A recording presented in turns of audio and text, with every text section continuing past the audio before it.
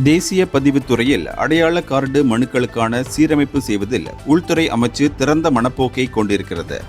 அமலாக்கத்துறையின் நன்னெறி ஆணையம் நேற்று வெளியிட்ட சில தகவல்களை அடுத்து அந்த நடைமுறைகளை சீரமைப்பதில் தேசிய பதிவுத்துறை திறந்த மனப்போக்கை கொண்டிருக்கிறது என்று உள்துறை அமைச்சர் டத்தோஸ்ரீ சைஃபுடின் நசுத்தியோன் இஸ்மாயில் கூறினார். அந்த ஆணையத்தின் சில தகவல்களை நான் மதிக்கிறேன். உள்துறை அமைச்சும் அதன் கீழ் உள்ள துறைகளும் மக்கள் வசதிக்கு மிகவும் முக்கியத்துவம் அளிப்பதாக அவர் சொன்னார். சிலரிடமிருந்து பெறக்கூடிய மனுக்கள் தோல்வி கண்டுவிடுகின்றன அல்லது நிராகரிக்கப்பட்டு விடுகின்றன. இதற்கு காரணம் போலி ஆவணங்கள் ஆகும் என்பதை இங்கு நான் கூற விரும்புகிறேன் என்றும் அவர் தெரிவித்தார். உதாரணத்திற்கு, பிரசவ கிளினிக்குகளில் பிரசவமே நடைபெறாத போது அங்கு குழந்தை பிறந்ததாக உறுதி செய்யும் சான்றிதழ் பயன்படுத்தப்பட்டிருக்கிறது என்று அவர் குறிப்பிட்டார். உள்துறை அமைச்சின் மடானி கிராம தத்தெடுப்பு நிகழ்ச்சியை தொடக்கி வைத்த பின் அவர் நிருபர்களிடம் பேசினார்.